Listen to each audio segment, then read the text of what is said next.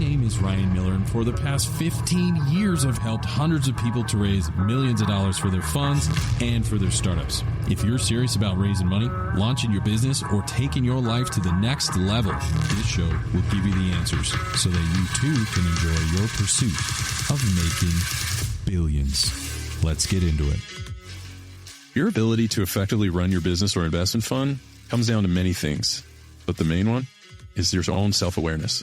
Join me and my friend Jim as we chop it up on how he built a $250 million real estate fund, and you're going to want to tune into the end where we go really deep. All this and more coming right now. Let's get into it.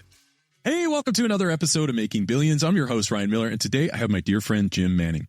Jim is the founder of multiple funds in the real estate and debt space. He's managed and sold over, get this, $250 million in real estate, and this guy is just getting started. So what this means is Jim understands real estate funds, debt funds, and how to manage large conglomerate companies. He's about to give you a masterclass on both. So Jim, welcome to the show, man.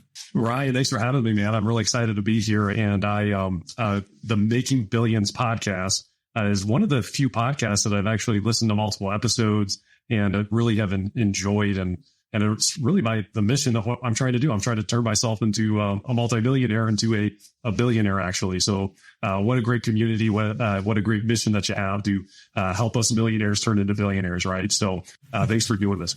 You're welcome. It's so great to have you. And yes, we're all brothers on that path, man. We're on our way, and we're trying to bring as many people with us as possible. And we've risen to the top 2% in the world, all because of amazing guests like you. So we're certainly honored to have a man of your caliber. And really quickly, just maybe 30 seconds, just bring up to speed. What are you up to? What's Jim's world? Bring us up to speed before we address the beginners. Yeah, absolutely. So I've founded 5 real estate companies, 4 of which are run without me. And the biggest thing that I work on now is a real estate fund that helps people buy and hold on to real estate. We have a special niche in the lease purchase department strategy that helps us put the tenant in the place of a homeowner and pay for all the repairs and maintenance. And we get just cash flow real estate with a group of us. So yeah, that's the thing that I spend a lot of my time on now. I have a podcast called The Passive Wealth Show, where we talk about passive investing and what are some strategies and good ways to generate passive income without doing any of the work as well. Man, I love that. So, for the beginners out there, people who are looking at you or myself or anybody that are just like, hey, I would like to head in that same direction. So for people who are just starting out, really feeling that bug of inspiration, you and I have been there before too. We were younger men, and we thought, you know what, that'd be cool. I think I'm going to pursue this career path. For your career path, real estate, passive investing, debt funds, all of this thing, you're really on fire, bro, and you're just getting started. What would you tell beginners in the early days, if they're investing in real estate or whatever it might be? What would you tell them on A, how to win, and B, how not to lose? What would you say? Absolutely. So for right now, there's a strategy called creative financing in real estate. That's incredibly powerful. And it's something that I would definitely be focused on if I was looking to do my own deals, because 1, you could do deals without any of your own money. And then 2, it allows you to leverage interest rates as assets. So what I mean by that, like you can go to a homeowner that has, say, a 3% interest rate, and you can say, hey, what price do you want for this home? It's a $300,000 home. I'll give you $300,000 for this property if you give me a better interest rate than what I can get on the open market. And a lot of people don't realize that you can sell your property and maybe, let's say, sell it at a 5% interest rate. If the property costs you a 3% interest rate, then you can make a profit. You can turn a house sale into passive income. We did that with actually a fraternity brother of mine named Devin, and I was able to get him exactly what he wanted for his house. And he was able to go from a $300,000 house to a $500,000 house. His monthly payment actually ended up staying the same. So he almost doubled his price point and didn't have to pay any more per month by making this move. And it's all because I've studied and I understand what creative financing is, how to buy properties subject to, and how to have a owner finance the property. So I get it, especially if you're a beginner. I'm throwing a bunch of industry jargon out at you. It's a really powerful market opportunity. And regardless if you even want to get into real estate investing or not, if you own a home at that lower interest rate, try and remember that. Your mortgage is an asset now that interest rates have gone up. And don't just sell your property a traditional way. You can sell it and then make some passive income by doing some creative deal structuring. Man, I love that. And so that's some powerful way on how to win. What about how do you avoid losing and just some of that downside risk in the early days? What would you say? Yeah, I think the One of the keys is controlling the exit strategy that you use. So when we were flipping properties like you see on HGTV, we would buy a property, we would fix it up, and then we would sell it all within a 3 to 6 month span. And when your exit strategy is that tight, we had to be perfect on the construction budget. We had to be perfect on what our after repair value was. And if the market would shift at all, our profit margin could go from making $80,000 to $50 or $50,000 to 20, or if it was a thin deal because it was a lower price point, even down to break even. And so in real estate, a good rule of thumb is the shorter the exit strategy, the more risk you're taking. The longer the exit strategy, the less risk you're taking. So if you think about 2006 to 2008 to 2009, the market went down about 20%. Well, if you bought a rental property in 2004 and you owned it 20 years later and you owned it today, you're probably feeling pretty good about the investment, even though you maybe bought it and the market went down a little bit for a few years, because the market over time ends up appreciating, right? And then one of the ways, like as I mentioned, my friend Devin, what we've also been able to do on deals like that is we go to a homeowner and we say, hey, we'll buy your house creatively and we like to sell properties on a lease purchase strategy. If we can't find a lease purchase tenant, we're not going to execute on this contract. So it's contingent on us finding the end buyer for the property. So that's a way to get a property for no money. And then also, with the right contingency in there, only do the deal if it's already sold on the back end. So there's ways to do it to dramatically lower your risk and make it really, really hard to lose. Man, I love that. So really just when you're starting out, learn to leverage the power of creative financing to get some early points on the board, right? So it's relatively affordable. So you don't have to have millions of dollars to start, but you do it right, you just might end up with a few bucks in your pocket. And then, you know what?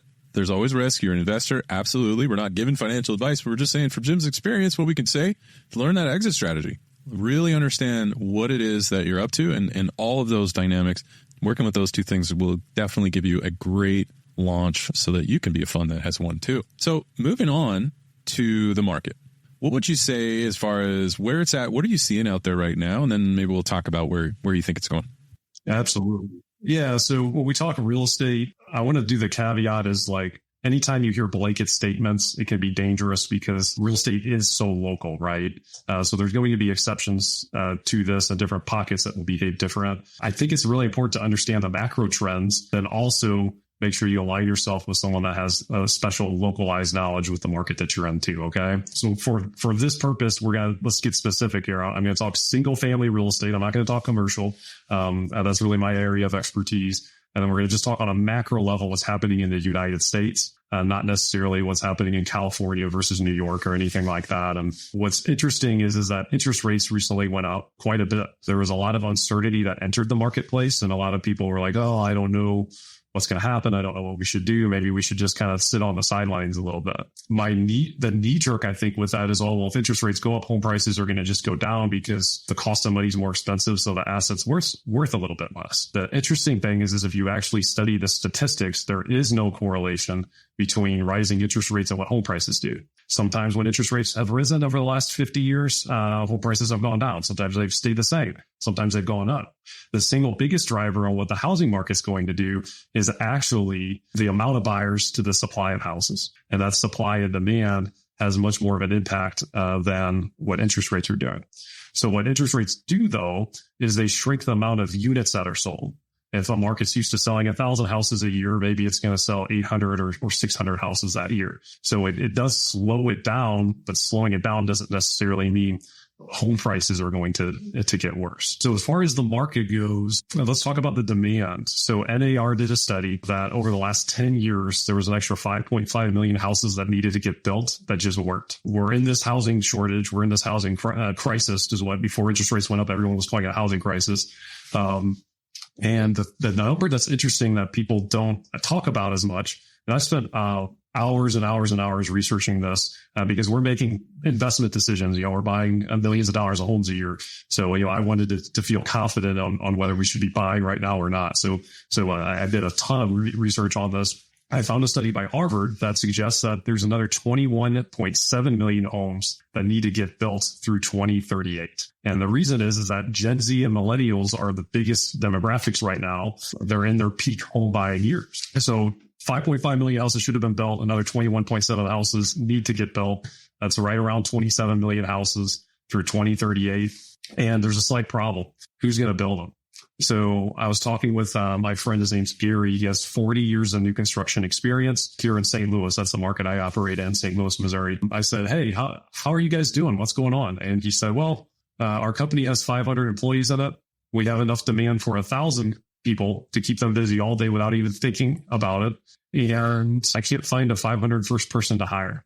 I don't know where they're at. There's no one to build these houses. So with these supply and demand challenges, I think it's a pretty logical conclusion to realize that home prices aren't going anywhere. We don't know how steep they're going to appreciate, but we certainly can feel very confident that they're here to stay for a little while. Man, wow. So there's a big short supply in all of those by the sounds of it, and a large demand. So we've got a problem. And typically when there's a shortage, large demand, short supply, prices go way up. So if you want to be an investor, that can be somewhat challenging if you're just starting out. But as you get going, a lot of appreciation, especially in that single family space. Would you say that's a fair summary? Yeah, absolutely. And that's so, I mean, now the strategy we're doing is we're trying to just buy and hold. And think of it like a big land grab, right? Like we're just trying to buy and hold as much as we possibly can right now. And there's a lot of fund structures out there right now that are trying to do the same thing, by the way. There's Vanguard and a couple of the other bigger players. There was a study that was done by, I think it was MetLife Insurance, where they're estimating that the bigger funds are going to, own 30% of all single family real estate by 2030. Wow. And, those funds out there that have their analysts, they understand what supply and demand can do to pricing too, right? It's like the wild, wild west or something. It's a shame because the American dream, something that's really important to me. I think owning your own roof and owning your own roof is a really important thing to have that pride of ownership. And unfortunately, affordability for starter homes, I don't see it getting better. It's going to continue to be a challenge, for the next couple decades. And this is my crystal ball. It's as good as anybody's, I suppose. But it's hard for me to imagine a scenario where affordability gets better.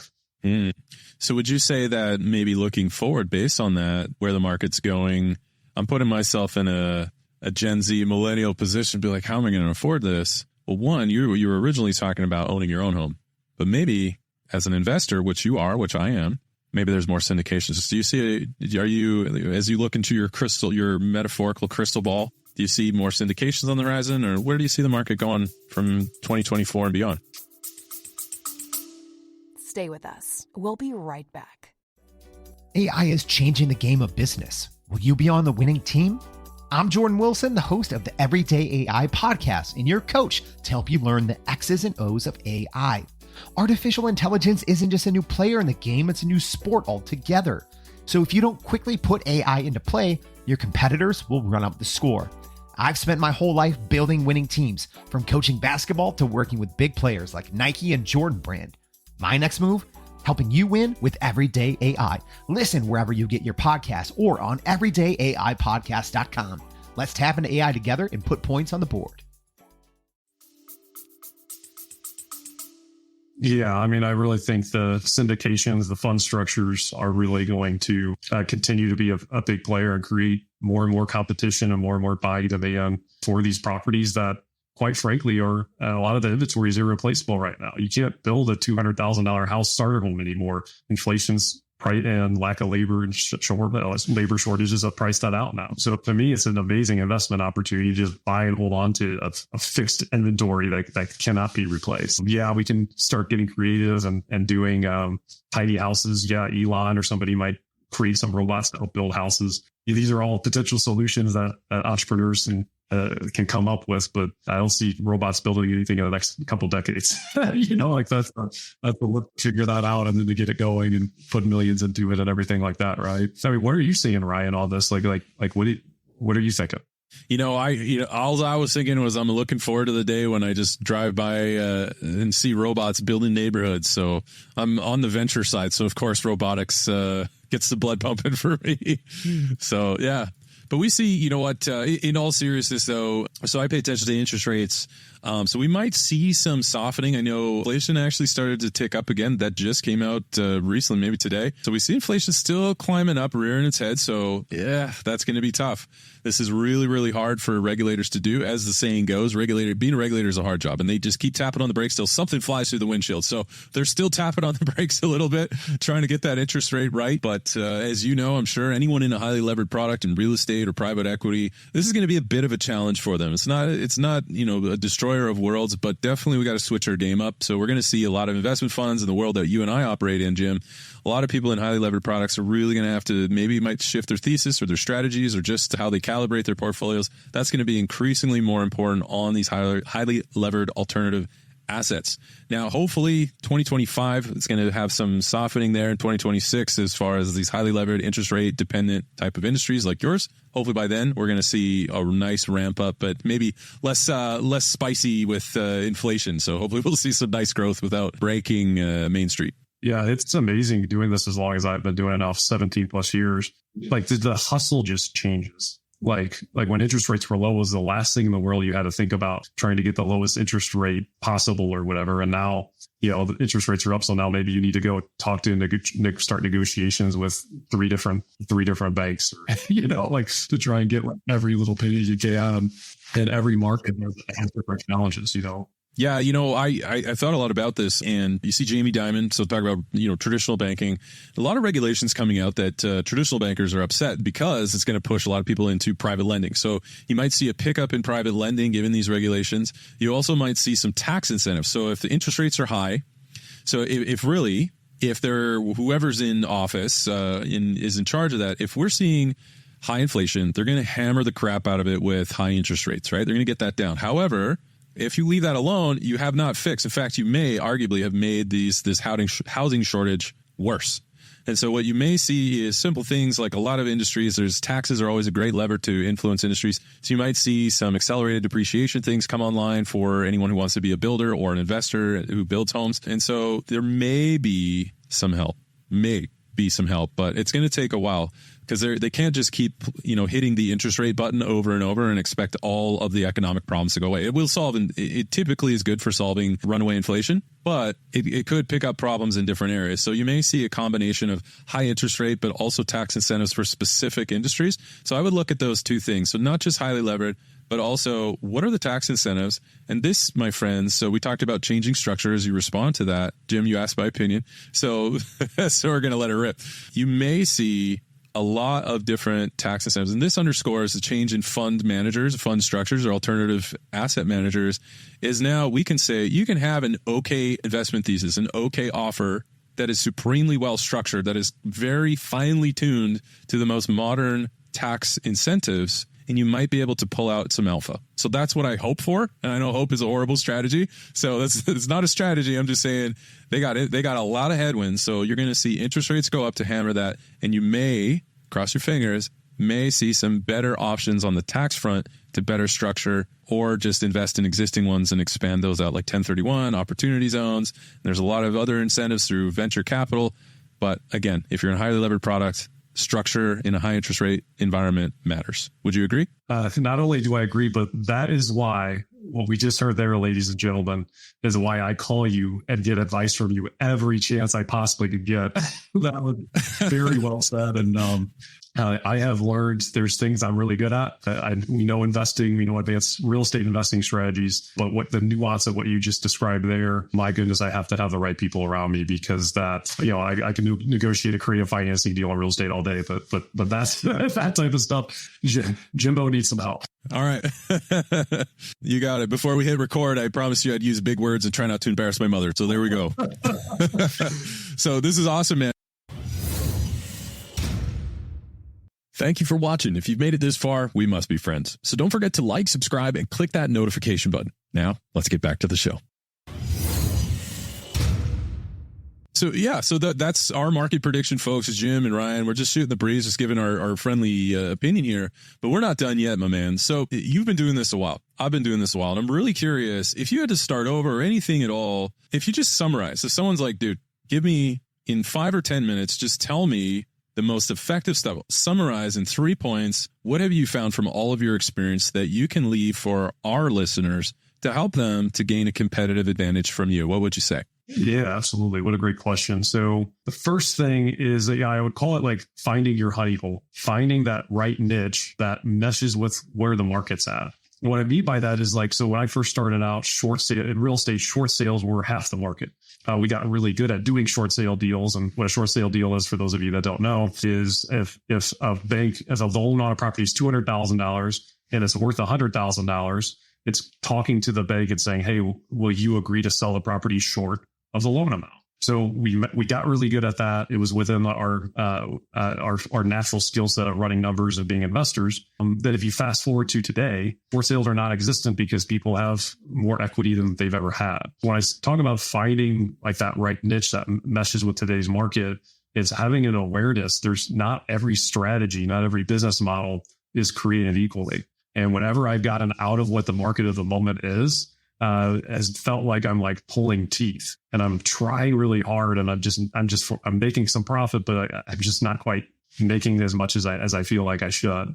And whenever I'm into a market, like we got into the lease purchase model. That's one of our real estate funds. We put a property up and we started marketing it, and we had 2 different tenant buyers fighting over the property. One offered us $30,000 before they moved in on day one. The other offered us $40,000. It's a lot easier to make money when you find a niche and a market opportunity that's underserved and has crazy demand. That's something that I've learned the hard way. That I didn't have an awareness of how important that is until, it's taken me 17 years to really understand that and become aware of it. And the other part of it is it's a combination.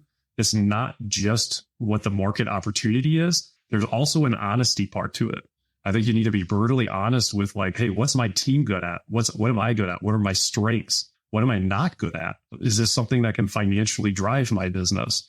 And when I get brutally honest, and then there's a sweet spot that happens when you mesh something you're really good at with a market opportunity that's underserved, and you're solving a problem that has a lot of financial upside. My goodness, the magic happens. That is, Ryan, how you go from a millionaire to a billionaire, where you're able to solve a problem for a niche like that. It's underserved. And when you hit it, it's just like putting gasoline on the fire. And it's not like pulling teeth. It's like, oh my gosh, like we're dealing with scaling up problems right now. Like, oh my gosh, how do we raise $6 more million for our deals than what we did last year? And last year we raised double the amount of money we've ever raised ever before. But we've hit a nerve, we've hit a demand, and it's not like pulling teeth. It's like, oh my gosh, we've caught fire. Does that make sense, Ryan? How important that is? Absolutely. Like, have you ever had some of the same experiences with any of your businesses? Have you fought a market versus really got in sync with one? Yeah, fighting a market is never good. As they say, the trend is your friend, only if you're on the right side of it. If you're not on the right side of that trend and the market's moving in a direction, you're moving in others, that's really hard to do. Now, it's not impossible to make money because we have a word for that, and that's called contrarian investors. It's basically betting against the market. But that's not enough. You actually got to be right. Imagine that. So it's not enough just to be a rebel without a cause, to be that contemptuous, which I am at sometimes. But however, you really want to make sure that when you're going against the market, you got to be right. And that's hard to do, right? Because emotionally, you're like, am I crazy? Maybe. I don't know. What am I doing? And so going against the market. Now, working with the market, especially in venture capital, but this goes in any kind of fund that you're working on, it is so, so, so important to align with the market. In VC, we call it product market fit, right? So we got to be like, cool. So you can build a thing. You could probably make money at this thing, but do people want it? I don't know. And so really understanding that, is there a market, which may not be the market, like you said, it's regional. Is there a market that is very welcoming, accepting, and looking for our solution? That's typically where I like to go. I'm a rebel at heart, but at the end of the day, the trend is my friend. We try to find what those are and make sure that there is some desirability for what it is we're putting out to the market. So that would be my approach. Yeah. And I get it. That's not what you said isn't easy. I mean, that's what solving problems is. That's what being an entrepreneur and a business owner is. And I promise you, when you find that nerve, our properties, or at least purchase deals, we're getting over 70 inquiries on every single one we put in. And there's 5 amazing people we could put in these properties. And gosh, I would love to tell you I was smart enough to learn this lesson that we're talking about here, guys. Like when I started out, I've learned it the hard way. And every time we start to like get a little stuck. It's like, okay, has the market shifted a little bit? Do we have to pivot a little bit? It gets, what's that saying? A rising tide raises all ships. Like a rising market raises all ships. And you can be there's certain markets when they catch fire, you can be a very average company and make millions and millions of dollars just because you hit the right market at the right time. Yeah. And as the saying goes, Jim, the riches are in the niches, man. So I like what you're talking about is just finding that niche. So absolutely. So the first one is just finding that niche, that market fit, finding where those riches are. What else would you say if you had to start over or have somebody ask you to summarize your best advice? When you're hitting a ceiling of achievement for your business, we talked about the market, so that's a component of it. There's also how you've structured your business. And businesses go through different ups and downs and ebbs and flows. But to grow and scale, there's certain bottlenecks that you'll inevitably come across. One of our first ones, so when we first started out, we were able to grow our business to do 3 property flips at a time, which for a 24-year-old, when we were 24 and 25, like I'm pretty proud of that. What we were doing was we had a private lender that was lending us 100% of the purchase price. And then Ryan, the co-founder with us, and me, Ryan Wessels, and myself, we were out of pocket funding all the repair costs. Okay. So we were able to make profits, and then we reinvest those profits so we can then scale and grow and start to make more money. And that was great. And we were very restricted within that model. So we wanted to do more deals. And as we were thinking about it, I thought, well, we're getting 100% money from our lenders. They trust us with that. I wonder if they would trust us to just give 100% of our repair money. Why don't they just give us 100% financing on everything?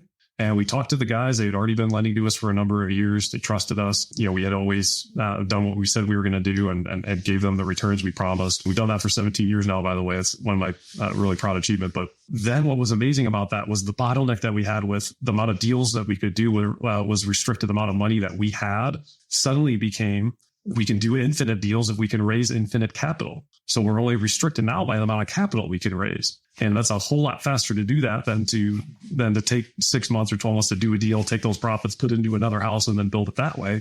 And we went very quickly from doing 3 deals at a time to about 6 years later, we had 120 flips going at the same time. This was back in 2017, I think, that we had that many properties going. And that was just such an amazing, that was such an amazing learning opportunity for myself that a lot of times it's not work your way through a problem to scale up. It's think your way through it and take the time to not just do. It's okay, wait, what's going on? What is the hidden bottleneck that if I just thought about my business a little bit that I need to remove, that I need to clear out so then the team can kind of get to the next level. They can grow to the next heights. So I try to do that now. Like, hey, the billion, we're working on growing our companies into $1 billion organization. What's getting in our way? Like, what do we need to do to unlock the greatness within this niche that we've stumbled on and that we can rock and roll on? Man, I love that. Yeah. So really asking effective questions. And that says, you've been doing this for nearly 2 decades. Asking a better question gets you a better answer. So I loved exactly what you just said. You said, look, what is stopping us? I know the vision. I plan the vision. It's $1 billion. It's more of a goal, but either way, I'm sure there's a vision attached to it and it's amazing. But if with that goal, whatever that is, we're just like, what's standing in our way? Real talk. And so the great thing about not only making billions, but also leadership. And this is something we don't talk a lot about, but also in that leadership, scaling bottlenecks could be leadership, but it could also be propellant too. It could be really good. And so asking that through effective leadership is just ask better questions, right? Jack Welch was known as that, right? So you would walk around and ask people questions, be like, hey, what are you doing? I used to do that. I'm still a recovering CFO, so I'm still in recovery, but I'm making it through with the proper medication and therapy. I think I'll be just fine in a few years. But in all seriousness, what I would do the similar thing. I had no idea Jack Welch would do that. But going around and just asking better questions. That's exactly what you've done. And by asking better questions, folks, if you're a leader or you aspire to be, don't ever set the precedent that you have all the answers. In fact, if you're good and you stay close to your team, just like Jim demonstrated, you would ask, what's standing in our way? You'd be surprised. Through effective leadership, you can get the answer. I love that you shared that, Ryan, because it actually reminds me of one of the biggest leadership flaws that I've had to overcome. I don't know about you guys, but for me, like, I took the visionary test. I'm a 98% visionary. Visionaries had all this strategy and all these ideas, and I had a lot of my personal worth tied in that I was the guy that had the idea, and ego will kill a company faster than anything. And what Ryan said was so powerful was, hey, he would ask the questions and let the answers come from the guys doing that function every day, tapping into the brilliance of the team. There can be an idea that like maybe Ryan or I could have for a company, and maybe it's a little bit better than what a team member would have. Hey, let's just stroke our egos a little bit and say it's a little bit better. But if that team member doesn't have buy-in because it wasn't their idea and they don't truly own it, the execution of it will likely be far worse than if it was their idea and not quite as good, but they have 100% ownership of it to be able to like take it and put it into the company and grow. And that was, that had, we talked about bottlenecks earlier. We create our own bottlenecks as leaders often. And that was one that really was a massive blind spot for me till we hired our current COO. I didn't see it. I didn't realize that how many problems I was creating because of that. It hurt my ego quite a bit because I had to take a step back and realize that I was trying to be this know-it-all and I was masking it as, oh, well, I'm just trying to contribute. I'm just trying to help others or help the company when yes, the intentions were probably good. And at the same time, trying to make myself feel pretty good and be the guy with all the answers. So yeah, thank you for sharing that. I mean, that is something that I think holds more leaders back than just about anything. I know it will be back. Yeah, you reminded me in an earlier episode, I talk about the 5 things in episode 100, the 5 things that hold us back. Very often, we, like you said, stand in our way. But one of the things that we talk about, and this was a big one, for those of you who are listening to me, Jim, we're both executives, we're both CEOs, we run our own funds, we do all these things. Sure, we're busy, but we're really trying to make a difference. But one of the things that I would challenge many of you, first of all, go listen to episode 100, but if not, let me summarize it. Remember, really check on yourself. You can't tell me and Jim and I are being very vulnerable right now as executives. We're also human beings. When you're doing something, check inside of yourself. Are you doing it for love or from love? It's the difference. Often, as executives, we'll be like, I'm doing it from love. I love my people. They're awesome. They're amazing. I love my team. They really do. But sometimes you can get caught in that place. And I'm not saying anyone, you or me or anyone, Jim, who are doing that, but I'm just saying challenge yourself because often we're humans. We like to be liked. And often we do these things out of obligation, trying to get love or approval. That typically doesn't end well. I don't know about you. It's never ended well for me. But when I come from a place as a leader and I come from a place of love rather than doing things from a place for love, it's a complete game changer. And people notice it without realizing they're noticing it. That you can feel the authenticity of leadership. So what does all this mean? It goes right back to what Jim's talking about. Identify the bottlenecks, even if that is you, especially if that is you. It's most likely you. It's most likely you. Yeah. All right, everybody, it's your fault. Just own it. Just take that one on the chin. Just take it all. But that's the extreme level of ownership. That's what leaders have to do. You have to be above the rest, not in the ego or your self-worth. That's not what we're talking about. We're just saying your standards need to be high, and you have to have that extreme level of ownership and accountability on yourself to make sure that you've tended to the garden, the soul. Make sure that things that come from the inside out really do demonstrate a lot of value and create that. Leadership, my friends, can create a ton of value. So identifying those bottlenecks, if it's you, if it's your leadership team, if it's the way your corporate structure, I mean, there's a lot of ways. But I think what Jim is saying is don't forget to turn that magnifying glass on yourself as a potential possibility as a bottleneck. Let's just assume you are the cause of some bottlenecks and then work backwards from there. Would you say that's a fair summary? It's an eloquent summary. Thanks, brother. Awesome, man. So I teased you with 3 items. I know there was a time early in your career you shared with me, and I was wondering maybe for the third one, if you wouldn't mind sharing, since you're on Making Billions, the time that you had a fortunate opportunity to work directly with a billionaire. Maybe share that. Oh, okay. Yeah, great. So, it's a perfect topic for this because if you're listening to this show, you're crazy enough to have that goal, like the pinnacle of business achievement, building a business into $1 billion enterprise. As a 22-year-old, as luck would have it, I ended up getting a side gig for a self-made billionaire. And so what I did was I worked for him for 2 weeks, and I would take a bottle of wine out. I print out a label and I put the what the wine was and like how much it was worth. I put a little sticker on it and I put the wine bottle back in. At one point, I was flying on his private jet, drinking a $1,000 bottle of Krug champagne. And unfortunately, I had just graduated college at the time. So I wasn't sipping it and enjoying it. I was just chugging it. So if I could give my 22-year-old self some advice, enjoy the $1,000 bottle of champagne. Don't chug it like that frat guy. But and like the amount of like this wine collection At one point I had 250 grand in my hands, and it took me and two other guys, the three of us, 2 full weeks of taking a bottle out and putting a sticker on it and putting it back in. That's how much wine this guy had. And as a 22-year-old, it's like, whoa, this guy's incredible. Like, I had no idea. I'm from a middle-class family, and I didn't know this existed. Like America lets you do this. This is unbelievable. I went to his pet house. I met his girlfriend, which was more attractive than any girl I had even thought entertained. And I was a collegiate athlete. I was in great shape, but just like completely gorgeous. And this guy's in his 60s. He's wider than he is tall, completely bald. And, I just didn't know what to think of this guy other than like, man, I'm kind of starting to idolize this guy. This guy is like maybe my hero. I don't know. I've never had a hero before, but he could be it, And so then as I continue to work for him, I saw the dark side of what becoming a billionaire can be. And as the onion peeled back and I got to know him more, I realized, wow, this guy's miserable. His wife hates him, shocker. His daughters won't talk to him. And he's hanging around with me, building a relationship with the help with this 22-year-old kid that doesn't know anything. Is just a 22-year-old kid, looking for some beer money, right? Because he has no one else to go to, no one else to talk to. And so on one hand, I got this is a guy.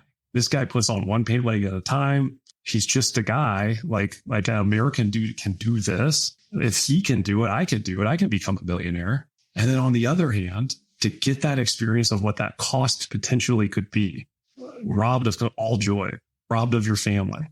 So I had this experience, and then the gig ended. The 2 weeks was over.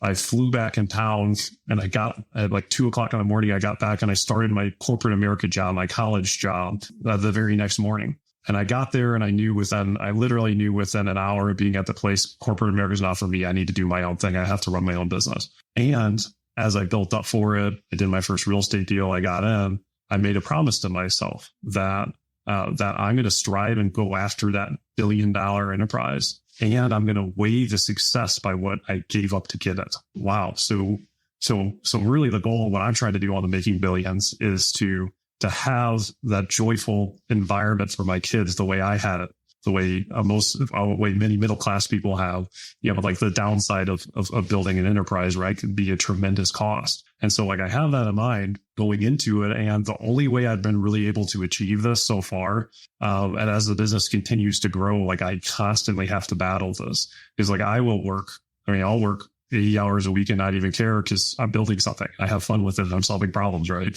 What I learned from a mentor is to not just do a business vision. So the business vision is one component of it, but what about a personal life vision as well? So if you do a personal life vision first and figure out who you are as a person, what you want your family life to be like, right? Then stack on top the business vision. And that business vision, by the way, needs to serve the personal vision. If it doesn't, then the business strategy needs to change because you said like, hey, this is the vision for my life and what I want to do. So that's been an amazingly important thing that I've implemented and that I'm really proud. Like I coach my daughter's softball team. I coach my son's baseball team. I go to almost all their games. And it's not that I don't have different seasons. Like this year, I'm in a season of work. I've sat down with my wife. I said, I'm going to work more than I have the last couple of years because we're at a tipping point in our business. It's getting ready to explode and it's just going to take an extra lift this year. Are you willing to be in that with me? And she agreed. Now the only agreement though that I have in my head is like, I'm going to be there for dinner time. If my wife needs some help with picking up a kid or something like that, that's great. And yeah, maybe I'm working at 10 o'clock that night after the kids go to bed because I'm in a sprint right now. But I'm going to look at my personal life with the same regard, the same goal setting, the same intention as I do my business. And that's the only way I've been able to let go of feeling guilty that I'm not working and building my business when I'm at home, and then being at work and feeling guilty that I'm not as present as I need to be with my kids. I'm sure as entrepreneurs, everybody's had that feeling where it's like you're not fully present in either world, right? Where I took my personal life and I gaslit and I said, no, okay, this is a weekend. My intention and my goal is to be a dad today, and I need to achieve that today. Just the same way, like I'm trying to make a sale. And it's a little bit strange of a way to look at it. I think most of the population that's entrepreneurs, a lot of y'all listening get it. I know you do. But that has worked at such a high level for us. it's a way to avoid burnout. I had coffee with an individual that he has a very successful business that runs culture for a Fortune 500 company that is known for culture. I didn't even know this company outsourced culture, but his company runs it for this entire airline. And he told me, he said, hey, I have a lot of friends. One of my buddies is worth over $500 million. And he's completely burned out. He's absolutely miserable. He doesn't feel like he has any friends. And he doesn't have a relationship with his kids or his wife. And he literally would give it all away to have more friends and to have the connection with his family. He would literally write a $500 million check if he could do it. And unfortunately, the bridges have been burned and he can't. Yeah, that is a powerful, powerful final note. So I'll have a few comments on that. But before we close everything out, is there anything else that you'd like our fans around the world to know? Anyway, if they can reach you or anything at all? Yeah, absolutely. So a big part of why I'm getting on podcasts is to just provide value for people. It's one of the best things about you, Ryan.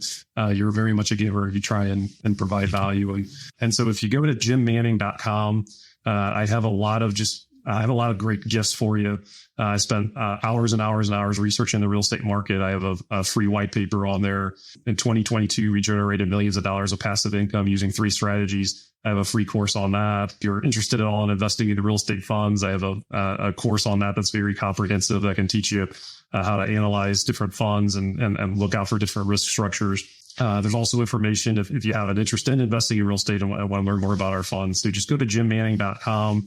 And there's a whole lot of capital out there, right? So the goal of it is I just want to provide value and I want to help. And if the stars line up where we have some deals and somebody has some capital, great, we can do some things. But if not, if I can equip you to be a smarter passive investor, to know what to look for, to know what some of the risk factors are, to allow them to do other deals like without me. I don't care. I just want to help them provide value. So we are going to have a cost to them on my main podcast, but Ryan, for you as a gift to the Making Billions community, if you go to that jimmanning.com, you can get it all for free. And you don't have to pay it's about $2,500 worth of stuff and just put in your name and your email and have fun with it, guys. Awesome. Wow. Thank you, man. That's very generous. So just to recap everything, I want to mention something. I'm going a little off script. That story you mentioned of the billionaire, I think there are a ton of lessons all summarized from literally every episode I've done in this show. Comes down to this. There is a difference between being rich and being wealthy. While both rich and wealthy people have a lot of money, you got to be very careful on the goal you set. I would challenge you, anyone listening to the sound of my voice, do not set a goal to just be rich. Nothing wrong with that. But I think if you're listening to this show, you're looking for a little bit more. Instead, while rich people have a lot of money, wealthy people have an abundance of life. Wealthy people have an abundance of relationships and capital and time. And they take that capital and reinvest it in improving relationships and saving their time. And so I would challenge all of you, don't just set a goal to be like that guy who's made all that money, wildly rich. But unfortunately, with all that money, he never achieved real wealth, did he? With all of that money, he was ready to give away his riches because he, like many of you, climbed that ladder, reached the top only to realize he leaned it against the wrong wall. And I've been there. And maybe many of you listening to it are there right now. So my challenge to you, all of you listening to me right now, is remember that real wealth is in a family that will talk to you, right? Or whatever those relationships are. Maybe it's not family. Maybe it's friendship. So remember, it's not enough to make billions just in capital, but make sure what you do with it improves the relationships around you. It improves the time that you spend. And so the easiest way I've always found, I'm a big fan of investment funds, is you want to own assets or companies that other people run. Be an owner, not an operator. That is how you go from just being another rich guy to someone who's wildly wealthy. Tons of capital, love all around, great friends, impeccable reputation, and a wonderful set of relationships. You do these things, and you too will be well on your way in your pursuit of making billions.